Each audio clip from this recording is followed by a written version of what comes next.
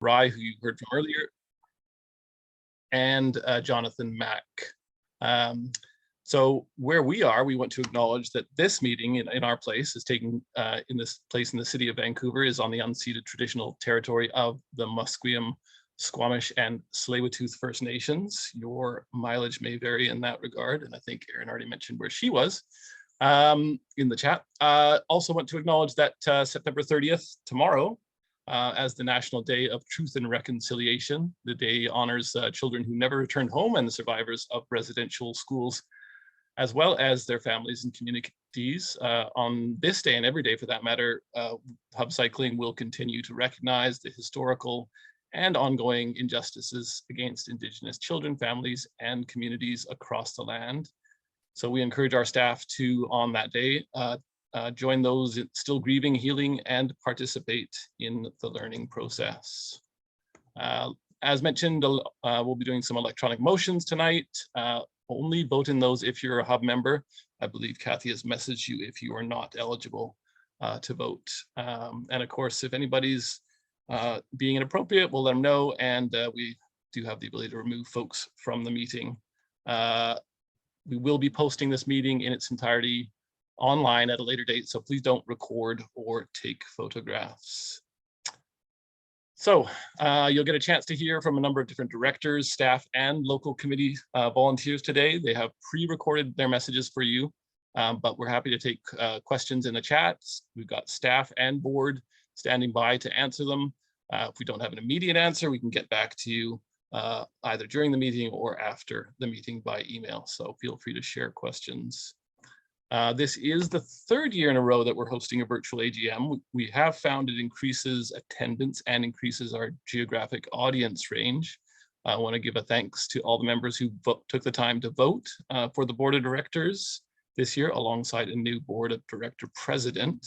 Do have one question for you guys with regards to the virtual nature of the event.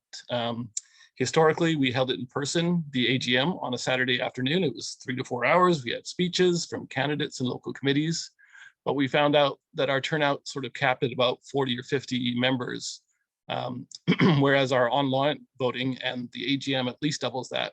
So curious as to your thoughts: Saturday afternoon, Thursday evening, virtual, in person. We're open to doing anything to connect with our members more effectively. So we're going to move on to some procedural motions now. Again, reminder, you can vote on these if you're a member. Kathy will have messaged you to let you know that you are not entitled to vote. So if you haven't heard otherwise, you are a registered member. We're going to do 4 motions this year. We're going to pass, or we're going to you'll see them on your screen all at once. So we'll mention the motions, we'll second them, and then you'll get a chance to vote for them all at once. And for simplicity, we'll have our current board member, Paul Kennedy, second each of the motions after I read them. There are no special motions this year. This is all the standard motions that we have every year, and I will begin going through them. So first is the motion to approve the agenda. So I move that we approve the 2020 Hub Cycling Annual General Meeting agenda. Do I have a seconder? I second the motion. Thank you, Paul. Seconded. Next motion is the motion to approve the 2021 minutes, the minutes from the previous annual general meeting. Do I have a seconder for that? I second the motion. Thank you, Paul. This year, we're going to have current board member Ozgi Yazar, who is not standing for election, to be our elections officer. She has the results and she'll announce them later in the meeting. So I move that we approve as elections officer Ozgi Yazar. And I second the motion. Thank you, Paul. Final of the 4 motions. This is for the auditors. So we're going to have a motion to approve Manning Elliott as the auditors. We did look into other audit firms and got additional quotes other than Manning Elliott this year. We found that they were, Manning Elliott was really competitive. They provide continuity and they are a reputable firm in Vancouver. So we decided to stick with them this year. Matthew Alexander, our treasurer, will be giving an update on the financial statements. later in the meeting. But for now, the motion is I move that we approve Manning Elliott as the auditors and requiring a seconder. I second the motion. So those are the 4 motions. We're going to launch the polls for member approval. You have 45 seconds to vote on all 4 motions.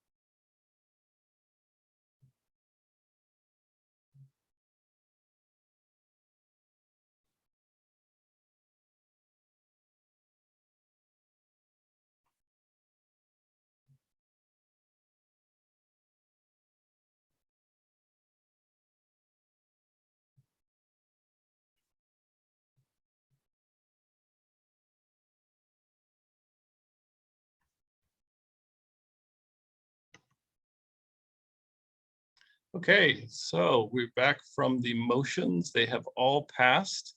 A few of you looks like you haven't been able to have a look at the 2021 AGM minutes. They are on our website. If anybody wants to have a look at those, maybe someone in the chat window here in the staff can post the link to those, but all 4 motions passed. Thank you. Okay, so this AGM wraps up my final term as board chair as well as director for Hub. It's been really amazing to work on this side of advocacy table and serving Hub Cycling, and especially working with staff and my fellow board members who are all wonderful, passionate volunteers, members, and cycling advocates. And though my term has ended, I am sure I will continue to see all of you out there on the ever-growing bike lanes. Being a board member is a volunteer position, and it does take a bit of time and dedication. So I would like to acknowledge all the other current and outgoing board members. So if you guys are on the call, when I read out your name, feel free to turn on your video, give us a wave. The outgoing members, board members this year, in addition to myself, are Jean Lawson, Paul Kennedy, who we know is out there, Julia Gelman, and Peter Sales. Also want to acknowledge continuing members, those who are going to continue working on the board. If you're on the line today, same thing.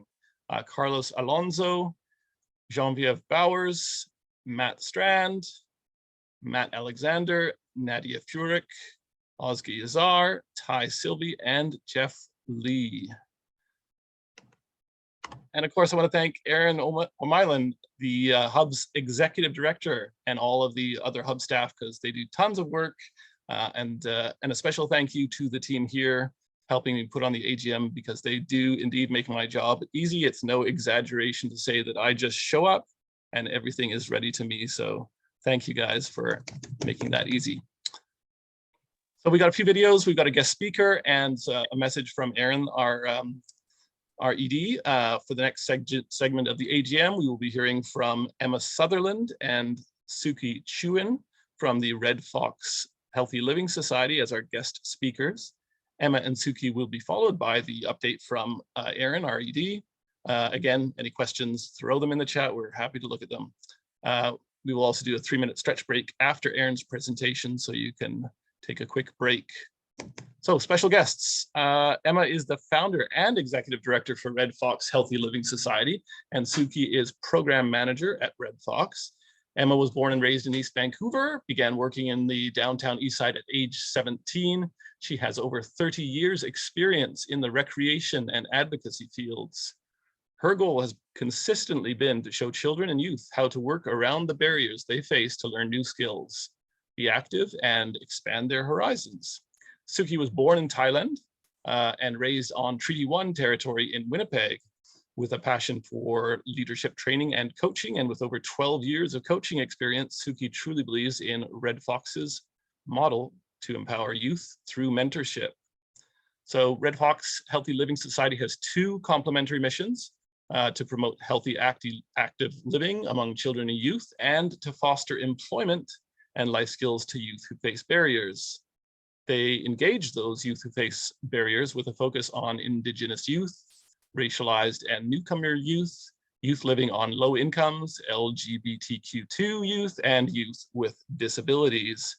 And they fulfill their missions by providing free and supportive training and recreation opportunities to children, youth, and families throughout Metro Vancouver. And that's where Hub Cycling comes in, because we work with them to administer a special program on biking for youth. So to hear more about this fantastic program from Emma and Suki, let's take it away to their video and followed up by Erin.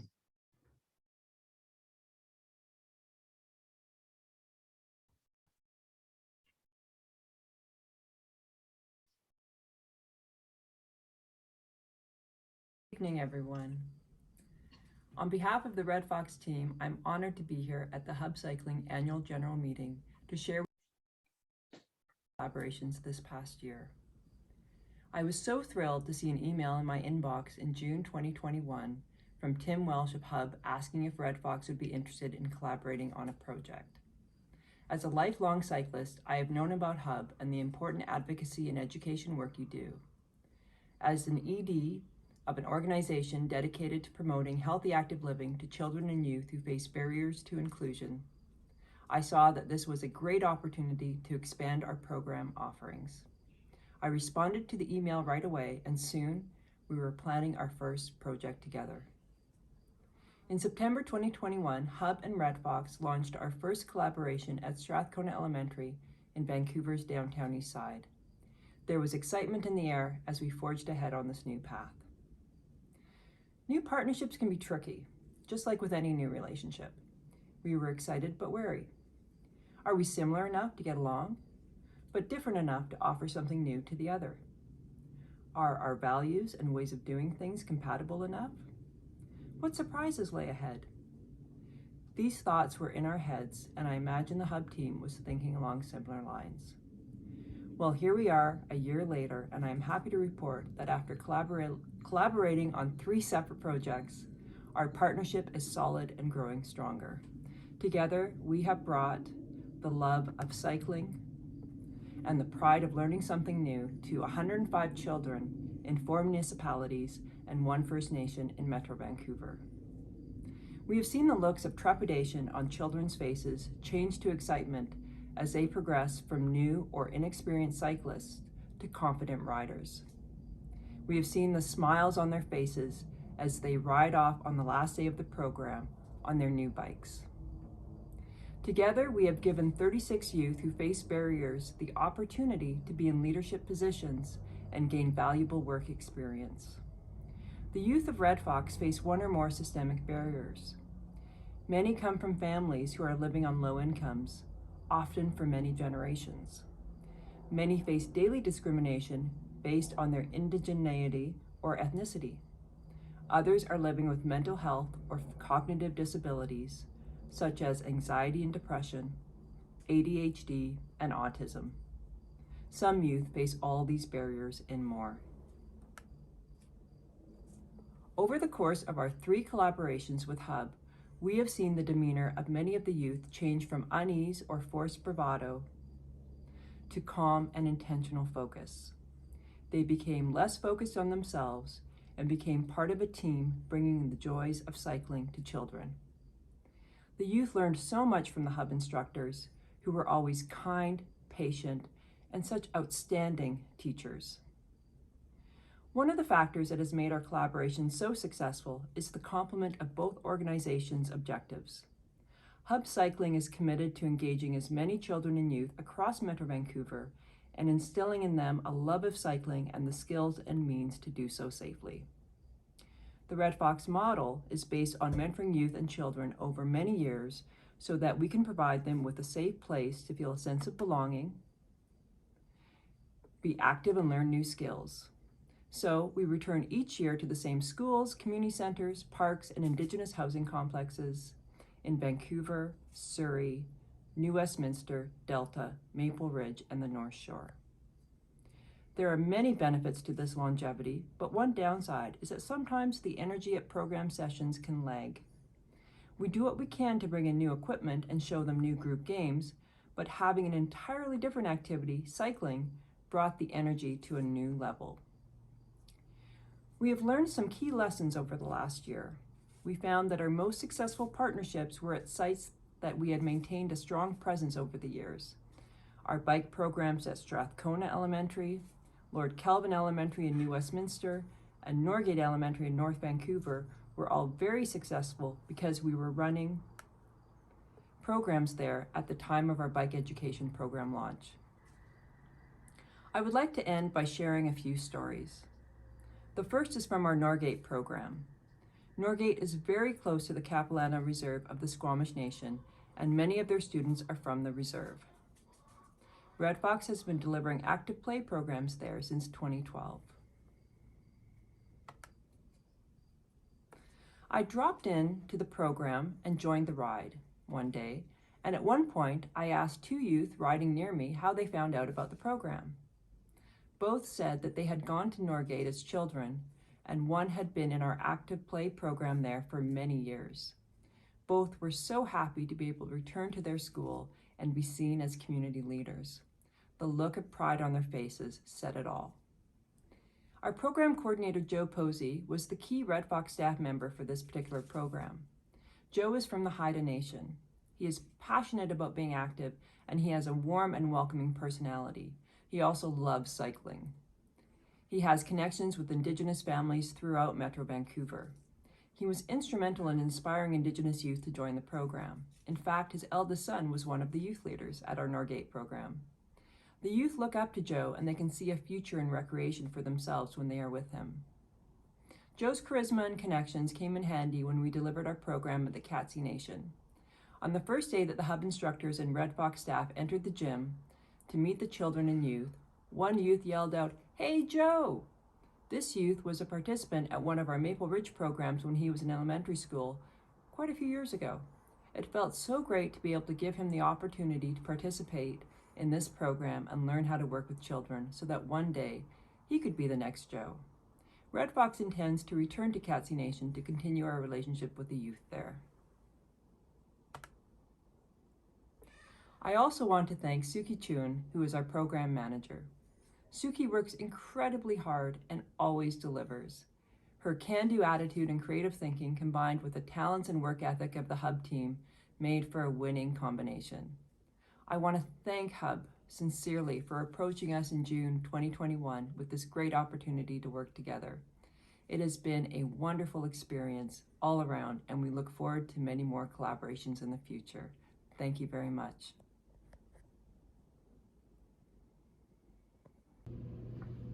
Hi everyone, my name is Suki, and I'm happy to share some of our highlights from the Red Fox and Hub partnership.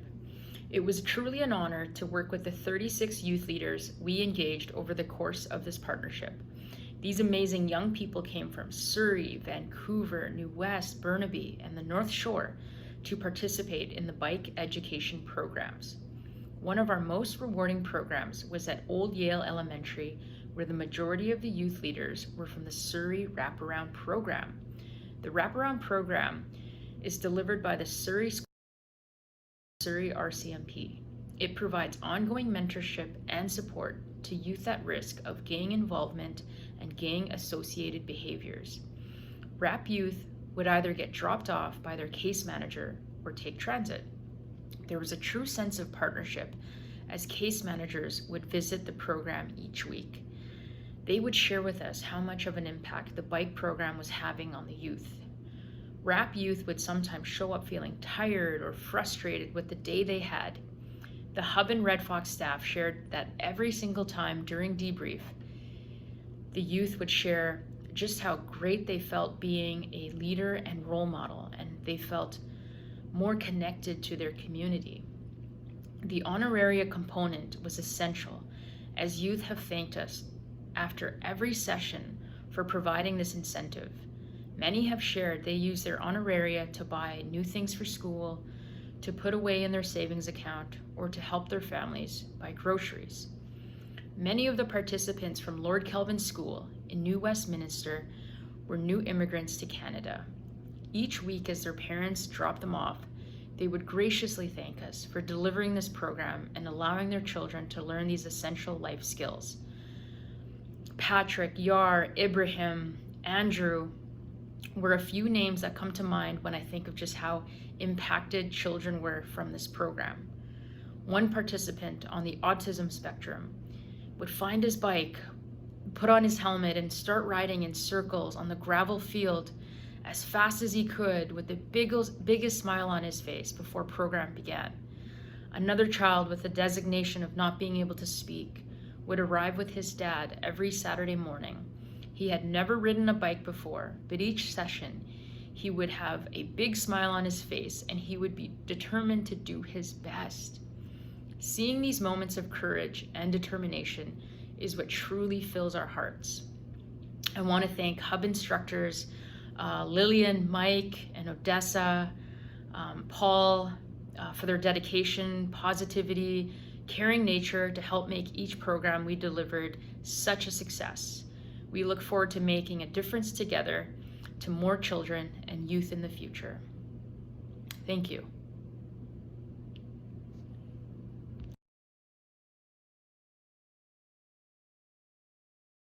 Thanks, Emma. I think we have a lot of powerful partnership opportunities here, helping reach more people where they're at to give them better access to the joy and benefits of cycling.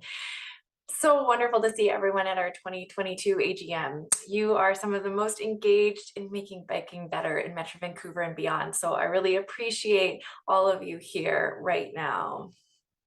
Like me, you want to see more people cycling more often. That's Hub's mission, and we're working hard to give people of all ages, abilities, and backgrounds access to the many benefits and joys of cycling. Last year, Hub was very active on improving cycling conditions. For example, our recommendation letter for the 2022 BC budget resulted in $12 million more for active transportation funding. Our push for a safe passing distance influenced a motion at the Union of BC Municipalities where more than 1,200 people from 42 different municipalities in BC wrote letters to their local politicians asking them to support the resolution. The motion passed at UBCM and included their recommendations to the province. After years of effort, momentum was gained on modernizing the BC Motor Vehicle Act broadly to be more of a road safety act that protects and holds all road users accountable. This will create a more bike-friendly transportation environment. Jeff Lee, the chair of Hub's Regional Advisory Committee, will be providing an update on some of the many other projects that we influenced to create better biking for all ages and abilities. So stay tuned for that coming up soon. We have volunteer local committees full of residents who regularly ride in their communities, and they're a valuable resource when it comes to improving the cycling network, policies, and plans. All are welcome to their virtual monthly meetings. This year, Hub Cycling also formed a youth advisory committee, and Hub Cycling local committee sent 82 letters to government decision makers through the year, engaging and influencing bike-friendly progress. Thank you to all the volunteers that share their local expertise with us, making cycling conditions better in their areas. If you've never been to a meeting, I highly recommend checking one out in your community, bikehub.ca/LC. There's been a lot of interest in this cycle highway concept we've been pushing for Metro Vancouver in many of those areas we were just looking at. And this would help people be served by a connected network of long distance, paved, direct, lit, protected, and intuitive bikeways that take us to major destinations safely, comfortably, and efficiently. Cycle highways are an important part of a positive response to the joint crises we're facing of climate, affordability, and equity. And with the quick rise of e-bikes, the demand and justification for them is even greater. There's much to do to improve cycling, and there's much to celebrate in the cycling world. Many people and organizations have been making positive progress towards true active transportation options. Hub Cycling's Virtual Bike Awards returned for its 9th year in 2022. The event celebrated the organizations and individuals that made cycling more comfortable and safer for people of all ages and abilities across Metro Vancouver. It also showcased personal stories and highlighted community successes. More than 300 people registered to attend the awards ceremony. 12 elected officials from across the region presented awards to recipients. And this significant representation of elected officials supported our deepening of relationships with decision makers, allowing us to have an even greater impact with our advocacy efforts. Those that have been advocating for better biking for a while will know that that level of involvement from elected officials is big progress compared to a decade ago when cycling was generally not high on their priority lists. And now they're making the time to come to our awards events. Cycling improvements are not just about the roads, but where people can leave their bikes safely at their destinations and then be ready to transition to their next activity. Bike-friendly building assessments and certifications help organizations understand the quality of their current cycling end-of-trip facilities like parking, lockers, change rooms, and then Hub makes recommendations for improvement. Last year, Hub completed reports for 12 public schools, 2 hospitals, 1 government office building, and numerous residential and mixed-use private sector projects, including redevelopments and major new developments. We want to be evidence-based in our approach to improving cycling. One way we do this is to keep the state of cycling data set updated. The research team also developed the new Tri-Cities cycling map, adding information about local community amenities and route planning considerations, such as steep slopes, which we all tend to want to avoid. Working together with municipal staff to develop the maps is a great way to find shared goals and understanding of what high-quality, connected cycling facilities look like. Hub assisted in distributing thousands of maps to schools, community centers, bike shops, and places of worship to allow more people information to access cycling. In 2021, based on the many communications Hub receives about inadequate cycling amenities in existing buildings around the region, the policies and bylaws that limit improvements, we confirmed a new cycling equity in older buildings research project. Got the support of private sector funding, along with a grant from the Real Estate Foundation of BC and some support from a UBC academic research team. So stay tuned for that report being released soon. Enabling and promotion of cycling must not be forgotten. They play a pivotal role in increasing awareness and motivation for people to shift from cars to bikes. Previously known as Bike to Work Week, Hub Cycling rebranded to Go by Bike Week to make the event more inclusive and aligned with our overall mission to get more people cycling more often, not just for the trip to work. Over both events, spring and fall, we had over 8,000 participants, many of whom added to the multi-year total of 25,000 people trying cycling for transportation for the very first time. And the majority of those folks are still cycling after the event. Hub also implemented new strategies to engage with new audiences, such as marketing the event in multiple languages, offering free online cycling webinars and courses, such as Streetwise Cycling Online for adults, and Learn to Ride Online for youth. For the first time ever, Hub Cycling supported and promoted 3 women, trans, and queer bike maintenance nights during Go by Bike Week, hosted by our community partners. And for the 2021 Bike to School Week, 126 schools participated, 28 for the very first time. Over 40,000 bike trips were recorded and over 13,000 riders participated. Bike to Shop aims to overcome barriers to biking to stores, like how to transport items by bike or the lack of knowledge of bike routes in shopping areas. So Hub Cycling sets up online resources and in-person knowledge hubs, providing free snacks, information about local businesses and local bike routes, bike tune-ups, and opportunities to win prizes. For the 2021 event, 1,500 people stopped by businesses, nearly 700 people stopped by our activations, 120 businesses took part across 20 neighborhoods in 10 municipalities, and 95% of businesses said they would take part again. In spring 2022, Hub launched our first Streetwise Cycling Education Center at Trout Lake with on-site bicycles and additional practice sessions, improving the diversity, equity, and inclusion of our courses to reach folks without bikes or ways to transport them to the course site. We also launched a new public course called Beginner Bike Skills. We hosted 18 webinars with several topics, including intro to e-biking, route planning, and basic bike maintenance.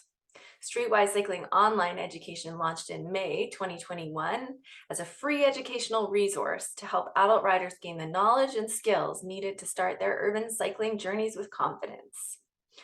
The online course helps people access education at their own time and pace, regardless of their physical location. And as you heard about earlier, Hub partnered with Red Fox Healthy Living Society to provide cycling skills training and community asset mapping to our urban, Indigenous, and racialized youth. And at the end of all of that, we still provided 13 workplace cycling workshops or custom courses for a range of organizations, including UBC, FedEx, and DoorDash.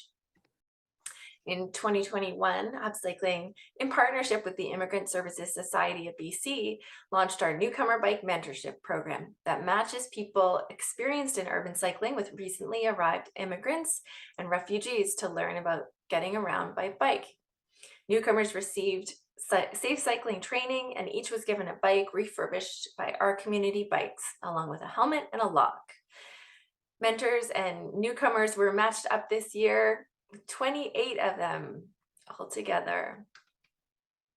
Key highlights from Hub's school courses in 2021 in Metro Vancouver were over 9,500 youth received on-bike training, 96 schools participated, 21 municipalities were covered.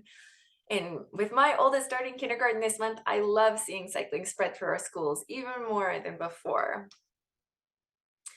Moving towards our goal to provide all BC kids with cycling education in school, we were able to provide education not only in Metro Vancouver, but the Sunshine Coast, Squamish, South Okanagan, and Southern Vancouver Island last year. And by early 2022, we established our new site in the West Kootenays with delivery partner Kootenay Mountain Biking and our new delivery partner in Kelowna with Elevation Outdoors.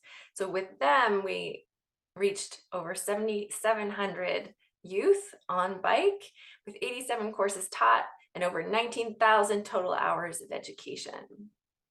If you think our 2021 activities were pretty great, like me, make sure you're a member and tell all your family and friends to spend that $10 to support cycling for a lifetime. Thanks to all members and those of you that support Hub Cycling in so many other ways. We could not be as effective as we are without you. Thanks again to all our volunteers, board members, staff, and other supporters. You are making our communities healthier, happier, and more connected. Have a great night. Awesome. Thanks, guest speakers and Erin. Incidentally, I love hearing from Erin. She always has to work hard to cover as much as she can in her time, because that was just a sampling of all the programs we have. There is more. We're going to do a quick stretch break before we hear from Regional Advisory Committee, the local committees, the treasurer, and the vote results. So 3 minutes, have a stretch, grab a coffee, beer. We'll see you back here shortly. I have it at 7:33, so back here at 7:36 for the next steps.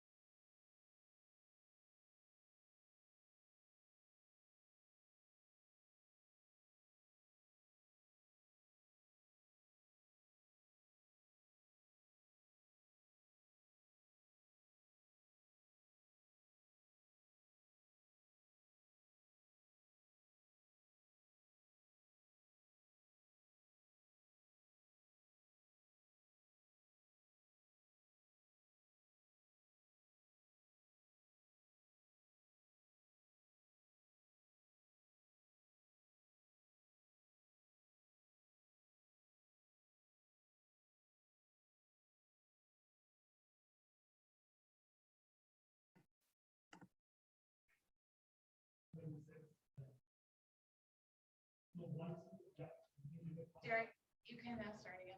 Okay.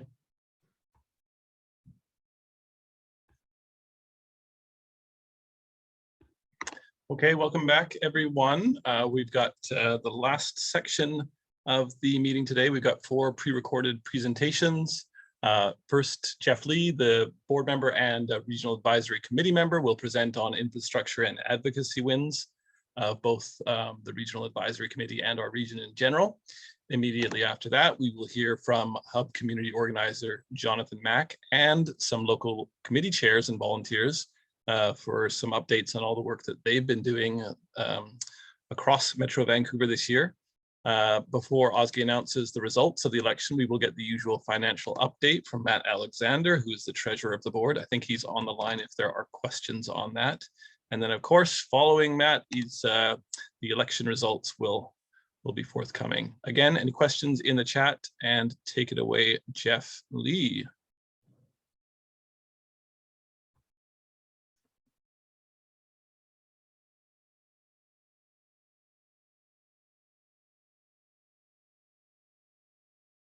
Hello, I'm Jeff Lee, Chair of the Regional Advisory Committee. The Regional Advisory Committee, or RAC, is a Hub Cycling Board committee. The RAC board members this past term include Carlos, Jean, Julia, Nadia, and Paul. The RAC has 2 main areas of focus. The first is advocating for active transportation infrastructure on key projects throughout Metro Vancouver, especially ones with regional significance. We work alongside local committees as much as possible. The second area is drafting policy recommendations for approval by the full Hub board. I'll provide an update on some key achievements and projects we've been engaged on in this past year for each of these areas of focus. We are working on bringing together the results of the State of Cycling Infrastructure Report with the priority gap list created by local committees. This is to enable local committees to more effectively advocate for high priority gaps. We developed prototype maps for each local committee and are working with committees to improve these maps in preparation for a new hub-wide application we are referring to as Hub Map. We devoted considerable efforts to working with the Ministry of Transportation and Infrastructure, or MOTI, on the South Coast Region Gap Priority List. This report has since been released. We have subsequently met with MOTI to discuss specific gaps identified on the MOTI routes around Metro Vancouver. We continue to work with MOTI on multiple aspects of the Fraser River Crossing Project, the replacement for the Massey Tunnel. This includes corridor improvements near Bridgeport Road, the new overpass at Steveston Highway, improvements at the 17A overpass, and early discussions on the proposed cycling path through the new tunnel. We engaged with TransLink on the Transport 2050 plan, which has since been approved. This plan includes significant improvements to the major bikeway network, shown here, linking regional and town centers throughout Metro Vancouver, with many celebrities to cycle highways. The plan includes a prioritization for the first 10 years, with proposed funding of $1.4 billion and a plan to build 450 kilometers of protected bikeways early in the term of the 2050 plan. We consulted with Metro Vancouver on planned improvements to the active transportation routes resulting from their Iona wastewater treatment plant project, shown here, as well as Metro 2050, Metro Vancouver's update to the regional growth strategy. We provided recommendations to the new federal active transportation strategy and funding structure. This is a national plan to promote the construction and use of pathways, trails, and cycle lanes. We supported the North Shore Local Committee on their work with MOTI on the Highway 1 North Shore Corridor Study, with a focus on improving cycling infrastructure both along the corridor and at key crossings. This report has since been released and is a template for further improvements. We supported the Maple Ridge Local Committee in discussions with MOTI on the Highway 7 widening project. Along with the committee, we were very disappointed that MOTI decided not to include safe or comfortable cycling infrastructure on this specific project, but we will continue to push for these improvements along the full corridor. We supported the Tri-Cities Local Committee on their work with MOTI on the Maryhill Bypass Plan improvements, shown here at Shaughnessy, and also with the City of Coquitlam on much needed improvements to the United Boulevard Gap. This critical route links the Centre Valley Greenway and the paths to the Port Mann Bridge. We supported the Surrey Local Committee on the work with the BC Government and TransLink on proposed active transportation infrastructure along the route of the new Surrey Langley SkyTrain extension. We supported the Langley Local Committee in engagement with MOTI on the Highway 1 widening project from 264th to Whatcom Road on the potential for active transportation infrastructure along this corridor. We also held discussions on this project with Bike Fraser Valley, Bike Abbotsford. We supported the Burnaby Local Committee in discussions with TransLink on their project to improve and widen the BC Parkway through Burnaby. We supported the Richmond Local Committee in their discussions on the Richmond Cycling Network Plan, which specifically includes regional routes and connections to the proposed new Fraser River Tunnel crossing. Moving to policy recommendations and research, we developed a new hub cycling position on road pricing, which was subsequently approved by the full hub board. We are working to update our hub cycling position on e-bikes and more broadly on the use of micromobility devices in bike lanes. We shared best practice guidelines to accommodate people cycling during construction work. We continued our ongoing discussions with the BC government on the implementation of their provincial active transportation strategy. We worked together with staff on engaging MOTI on issues including improving the MOTI cycling policy on government road construction projects, electric assist bike incentives to promote further adoption, MOTI priority setting, safe passing distance legislation, and much needed updates to the Motor Vehicle Act. We reviewed the updates issued to the BC Active Transportation Design Guide that specifically address transit-oriented development. We consulted with Metro Vancouver on their study on promoting the use of electric cargo bikes for last kilometer delivery, considering both infrastructure and policy issues. We supported Moving in a Livable Region in their workshop on transport mobility pricing and the links to active transportation policy in any potential implementation. We worked with staff in discussions with ICBC on their enhanced care model and specifically on issues related to the cost recovery of claims from people injured while cycling. We're glad to see that ICBC has since improved their policies around this issue. We supported staff in their excellent report on cycle highways, which has since been released and which is well worth taking a look at. We consulted on a UBC active transportation injury circumstances and outcome study. And we also consulted on a UBC research project on the use of cycle lanes by people with mobility challenges. As you can see, there's a lot on the go, and there are a lot of opportunities to influence decision makers and improve cycling. If you have any questions on these topics or anything related to RAC, you can reach us at hub.rac@bikehub.ca. Thank you.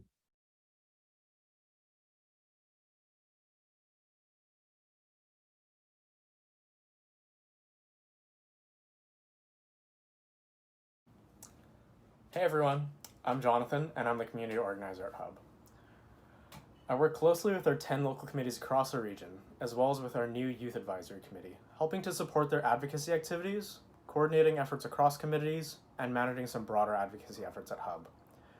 For those uninitiated, we have 10 local committees across Metro Vancouver who lead their advocacy work in their areas.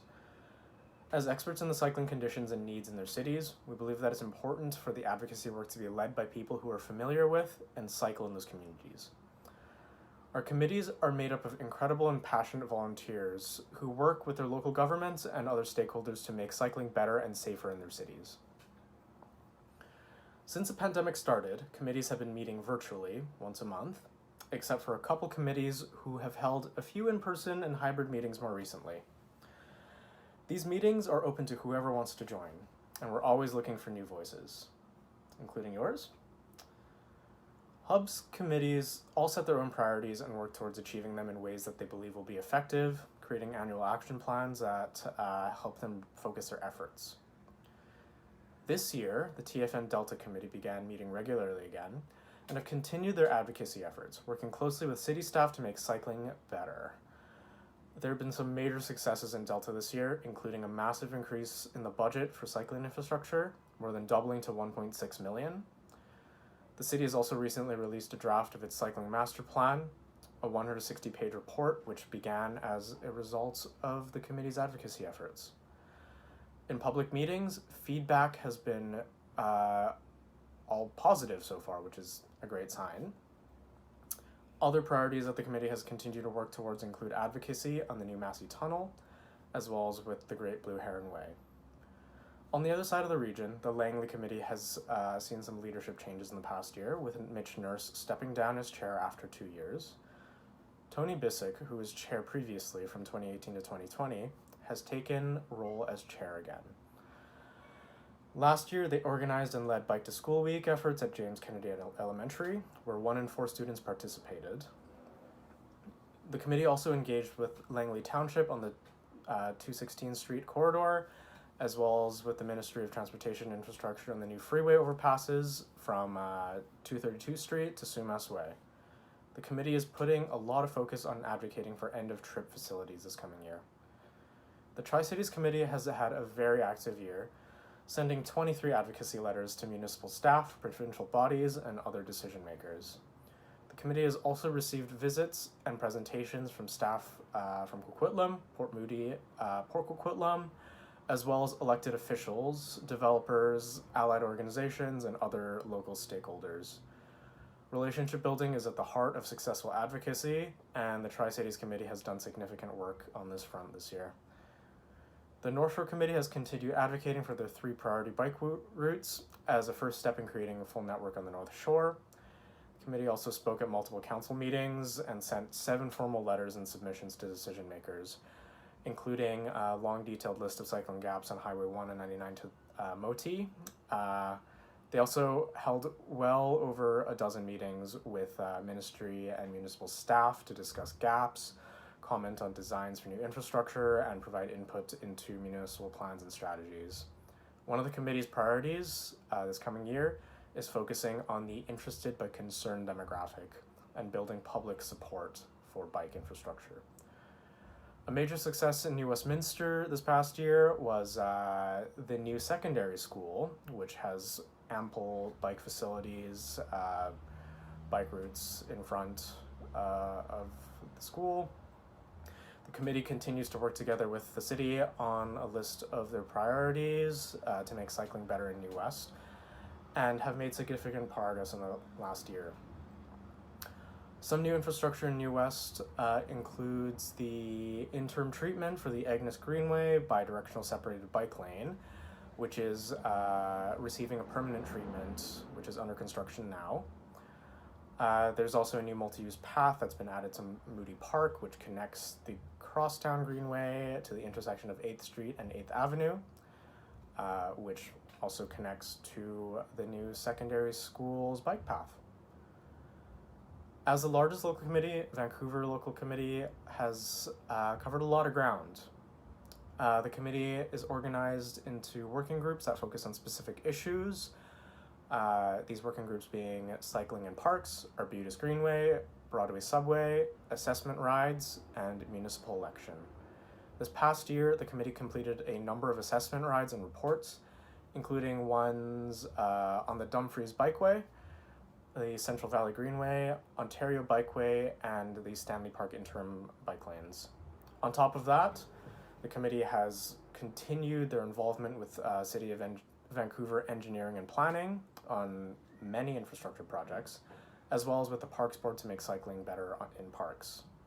There have been a lot of infrastructure successes this year in Vancouver, including cycling improvements made to the Ontario Bikeway between West 2nd and West 8th, the new 2-way protected bike lane added to Beach Avenue between Jervis Street and Hornby Street, as well as the Richard Street project, which includes a 2-way protected bike lane between Cordova Street and Beach Crescent. The Richard Street project received the 2022 Infrastructure Improvement Award at the Hub Bike Awards. I'll now pass it over to a few committees who will provide some more in-depth updates. Greetings, this is Jackie Chow, primary author of this presentation, and me, Michael Nelson, co-author and your humble narrator. Reporting from the northeasternmost outpost of the vast Hub Empire, this is what we did in Maple Ridge and Pitt Meadows in 2021 and 2022. We gave extensive feedback for the new Maple Ridge Transportation Plan. Recently, our group met with city engineering staff to go over the proposed cycling network map once again. Quite a few changes that we proposed were accepted. The proposed network shows significant expansion in separated AAA infrastructure. The devil is in the details, though. Maple Ridge is a big fan of multi-use paths on one side of the street, even on streets with driveways and frequent side streets. We also gave feedback for the new Maple Ridge Master Parks Recreation and Culture Plan. Maple Ridge has many equestrian mountain biking trails, but unfortunately not so much for cycling. That's AAA. We gave additional feedback for the Northeast Albion Concept Plan. We're pushing for protected bike lanes on both sides of the arterials instead of a multi-use path on one side only. We've been asking developers to provide bike parking in multifamily buildings. In Maple Ridge, some bike parking is only required within the town center. We're starting to see bike parking being proposed more often now, even when it's not required. The city is updating the off-street parking and loading bylaw later this year, so we'll be pushing to include all of Maple Ridge to be included for the bike parking requirements and to increase the minimum requirements. We provided feedback to the Vancouver Port Authority for the draft design of the Harris Road underpass in Pitt Meadows. We're pushing for improved design of the shared pedestrian and cycling facilities. In June, we participated with a roundtable on the environment with Minister of Environment and Climate Change Strategy George Heyman, as well as a TransLink roundtable with CEO Kevin Quinn. By the time of this AGM, we'll probably have gone for a 3-hour bike ride with Kevin to show him the good and the bad of cycling in Maple Ridge and Pitt Meadows. In September of 2021, we set up a Go By Bike station on 117 Avenue in Maple Ridge. It was a quiet day. In April of this year, we held our first Cycle Recycle since COVID at the Maple Ridge Earth Day celebration. At the same event, Jackie was presented with the Climate Champion Award. Go Jackie! In May, some of us on the committee got together to ride on the Maple Ridge Pitt Meadows Art Studio Tour. We visited 6 galleries. This is us at the start of the ride. In June, we participated with the Seed Center Neighborhood Block Party and did some education on topics like elephant feet crossings and bike boxes. This is not us, but our table is just to the right. It's the best photo we could find. These are our neighbors from Maple Ridge shop Volt Air e-bikes and scooters. We collected, cleaned, and refurbished over a dozen donated bikes for a cycling education program for the Katzie First Nation in Pitt Meadows. And this program was run in July and August. And thanks for watching. This is Tim Usman, Chair of the Surrey White Rock Local Committee. We've worked on lots of different advocacy activities this year. We built a coalition with Cross Canada Cycle Tour Society, 050 Club, and Team Coastal Club, and delivered a presentation to the city advocating to provide a safe crossing of 176th Street at 40th Avenue. We also sent 8 advocacy letters to municipal and provincial officials and staff related to many different construction infrastructure projects.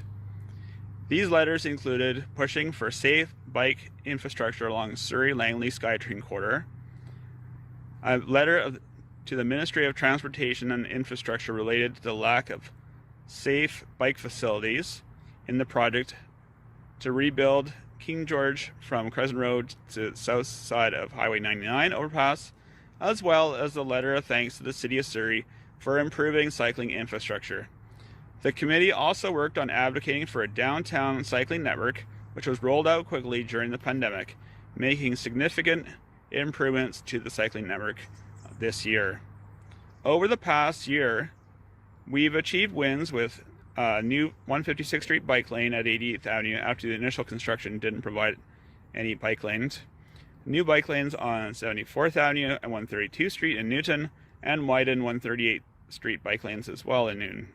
We've also seen this city widely adopt protected cycling lanes in the city with road widening projects such as 32nd Avenue and Fraser Highway, where I am standing now. We have also seen the city build a network of protected cycling lanes with conversion or quick build projects on 132th Street, City Parkway, Wally Boulevard, and 108th Avenue, which is where I'm standing now. We're looking forward to more projects like these in the future. We also published an article in the local newspaper, which was coordinated with Spring Go By Bike Week, promoting the initiative, as well as raising awareness about the improvements to cycling in Surrey that may have gone under the radar to most people.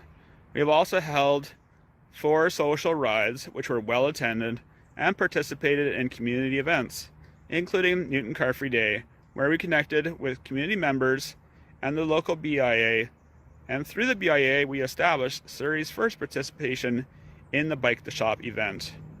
In the coming year, we will continue to give feedback on projects and be invited to provide feedback by staff by writing letters to the council, liaisoning with other groups, and talking to city staff. We are also working on liaising with and building relationships with other groups, including the other BIAs in Surrey, Chambers of Commerce, Board of Trade. We're also planning on holding additional community rides that will be promoted outside the committee to connect with people and have some fun. Come join a meeting sometime to see how you can get involved. Hello, I'm Anna Chow and co-chair of the Richmond YVR local committee, and I'm one of the co-chairs along with Donna Kwan, who did this update last year. And I just wanted to give you a couple of updates on some of the things that our local committee has been working on in the past year. Recently, we had a community ride coinciding with Bike to Shop Week, and we had over 30 people attend, and we were able to connect with these community members and explore some of the local bike routes in Richmond. And we biked from the Knowledge Hub station at the cannery in Steveston to the Garlic Festival at the Richmond Sharing Farm, and we're back. And afterwards, we had a great barbecue and picnic, along with delicious hot dogs with fancy toppings. And in addition, we have continued our advocacy work, regularly connecting with the Richmond Active Transportation Committee on bike infrastructure, and also working with the Delta Local Committee on advocacy for the Great Blue Heron Way. And in addition to working on advocacy for biking infrastructure, it's also important to advocate for policies that support the safety of cyclists. And one example of the work that we have done is that recently we sent a letter to the city of Richmond, urging them to enact policies to protect people cycling from conflicts with heavy trucks after a tragic incident in downtown Vancouver. So just to give a bit of a background, on June 29th, August Beltran, who was a first-year PhD candidate at UBC, was struck by a semi-trailer dump truck at a protected bike crossing at Hornby Street in Vancouver. And unfortunately, he was pulled under the vehicle in the crash and died from his injuries. And so even though the bike infrastructure was there, this shows that it's important to also advocate for policies that improve the safety of cyclists as well. And overall, this is why cycling advocacy matters. Come join a meeting or connect with us if you want to get involved and make cycling better in Richmond. Thank you. Hi there, my name is Nick Yugi, and I'm the chair of Hub's newest committee, the Youth Advisory Committee, or YAC for short. The YAC was formed in January 2022 with the goal of amplifying youth voices in the world of cycling advocacy. Let me tell you, starting a committee from scratch is no easy task, but we've been able to get the ball rolling on a couple different initiatives that have engaged youth and grown and built our committee slowly but surely. Over the past several months, we've been meeting twice a month and to discuss various cycling issues and to brainstorm different engagement activities. Some main highlights of what we've accomplished have been tabling at the Vancouver School Board Sustainability Conference, as well as Hats Off Day in Burnaby. We also have another project we've been working on. It's our Youth Cycling Habits Survey, where we're hoping to understand the ways that youth travel, what motivates them to travel, how they do, and the barriers they may face in cycling more often. We're also beginning a transitional phase where we're looking to recruit more members to our committee and firm up some existing committee roles so we can be more effective in our advocacy work. In the meantime, we'll continue to disseminate our survey and work to understand the needs of youth so that we can amplify their voices. I'm excited over the next few months to continue working with a group of dedicated, passionate youth and to get more youth cycling more often. So thank you so much for listening. To find out more information about the local committee in your area, visit bikehub.ca/LC. We're always looking for more hands on deck and new voices to join our committees. Connect with the local committee in your area and help make cycling better in your city.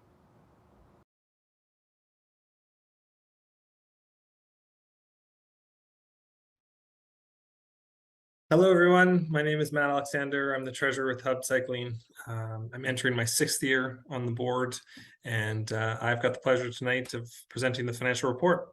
Given the new streamlined process and the fact that voting has already been done for the next year's auditor, people can sit back and enjoy, and there's nothing that you need to do. So starting with some good news, financially, 2022 was a positive year for Hub. You'll see on the financials, we had a record level of revenue in the year, which is fantastic for us. We also ended the year on strong footing with a strong balance sheet, which means we've got cash on hand and resources on hand to weather uncertainty if that comes up in the future. Before jumping into the financials, I wanted to remind everyone of the impact that COVID had on the organization last year and what management and the board did and how that's helped this year. So flashback to when COVID hit, a lot of our funding went away. What we needed to do was adjust. So the 3 things we ended up doing was looking at our spending, adjusting where appropriate, accessing as much government funding as was available to us, and then really had a focus of keeping staff at all costs. So with those steps, we ended the year in a strong financial position. We was able to maintain as much staff as possible. And as funding has come back in 2022, we've been able to deliver on that funding, which has been excellent. Okay, so before on to the financials. So before sharing my screen here, just want to remind everyone the financial or the fiscal period that we're looking at is April 1st, 2021 to March 31st, 2022. The process around these financials is that they're reviewed or prepared by management and our bookkeeper. They're reviewed by the Ops Committee, which is a board committee similar or has a similar responsibility as like an audit committee in other organizations. There was also a review engagement performed by Manning Elliott, our auditors. And from that review engagement, nothing came to their attention that the statements presented or weren't presented fairly. And then finally, the statements have been approved by the board. So I'll share my screen now. And won't go into all the detail, but pick out some of the highlights. Again, this information or these financial statements are available for everyone to view on our website. So if you want more detail or if you want to really dig in, it's all there for you if you'd like. So yeah, first page key here. This is our Manning Elliott review engagement report. Key conclusion saying that these are presenting fairly and nothing's come to their attention that they aren't presenting fairly. Moving forward to the statement of financial position, which is also known as the balance sheet. A couple key highlights on this page are our cash position, which is increasing by over 100,000 year over year. This is great news. It means we've got cash on hand to deliver on our mission and weather uncertainty. Other key item here is scanning to the bottom, net assets also increasing year over year, about 80,000, which is also good news. Assets are increasing faster than liabilities, which means we have resources to continue, or our resources are growing faster than liabilities, and that we're continue to be able to deliver on our mission. Moving forward to the statement of revenues and expenses, also known as the income statement. As mentioned earlier, we had a record high of revenue this year. So total revenue or funding came in at 1.6 million. Our previous high was in 2020 when we had 1.2 million in revenue. So it's roughly 30% growth from that previous high, which is exciting for the organization to see that type of growth. One of the risks we've actually identified as a board and the management team has been working through is managing that growth. So a good problem to have, but really need to understand what stresses it puts on the organization when you're growing the funding by 30% year over year. Other key highlight on this page is the bottom, where we're showing a positive net income or excess of revenues over expenses for the year of 77,000. Again, this means our funding exceeds our expenses, which is great. It means we can grow our asset base and weather uncertainty in the future, and make sure that we're maintaining that fiscal responsibility. Looking forward, I think into 2023, we're expecting to see this funding continue to grow, and an ability for us to increase our scope and further deliver on our mission, which is all great news. As a board and as the ops committee and as the treasurer, we'll continue to watch the financials and make sure that we can maintain that positive financial position that we're currently in. So pleasure to be able to present a report that has lots of good news in it, and presents the organization in a healthy financial position. So I'll end it there. If there's any questions or concerns, or people want some more detail around this, please reach out. I'd be happy to answer questions if they come up. So thank you very much, everyone, for your time. Yeah, enjoy the rest of the meeting.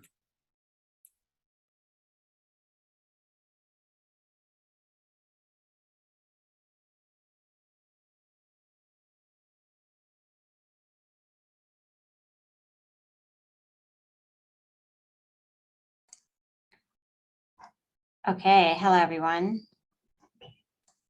I hope everyone can hear me. My name is Özge Yazar. I'm a board member and I am the elections officer this year. So I get to announce to everyone the exciting parts. We don't have any bylaw changes this year, so I can present the new directors to you right away and we will not keep you waiting. So here are the new directors of the Hub Cycling Board.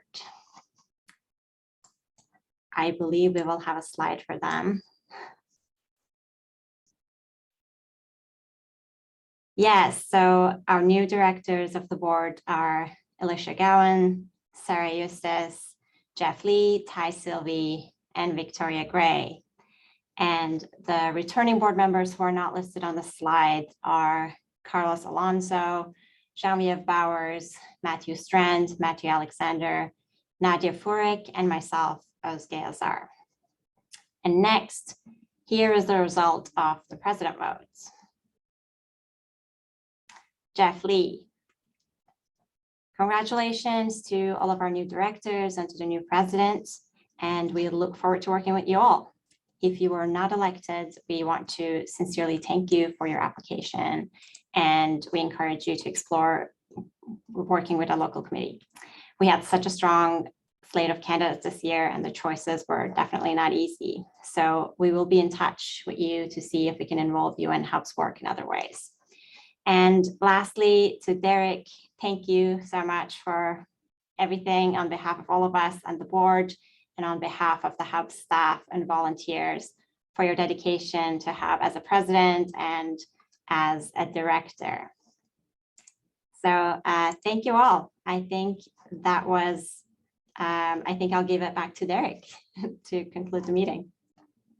Awesome, thank you, Özge. Congrats to all the new board members and the new president. A reminder to new board members and returning board members that your first board meeting is in 2 weeks, October 12th at 6:30 p.m. as usual on the second Wednesday of the month. So put that in your calendar. If you're not elected, as Özge mentioned, lots of opportunities, local committees, so bikehub.ca/LC, and also worth noting that there are occasional openings in the middle of terms, and so good to keep involved and in touch. we are going to adjourn. So anybody that needs to get offline can. Thanks everyone for coming. We're going to leave the Zoom session and chat window open for anybody who wishes to continue being here. So one final motion, barring any further business, I move that we adjourn, and I'm going to require a seconder. Paul, are you available? Paul Kennedy, who is probably muted. If Paul isn't available. Oh, sorry, I was here. I'll second that motion. I said it before, but I guess I wasn't unmuted. No worries, we have a seconder, and we're going to launch that poll. Jennifer, can you do so?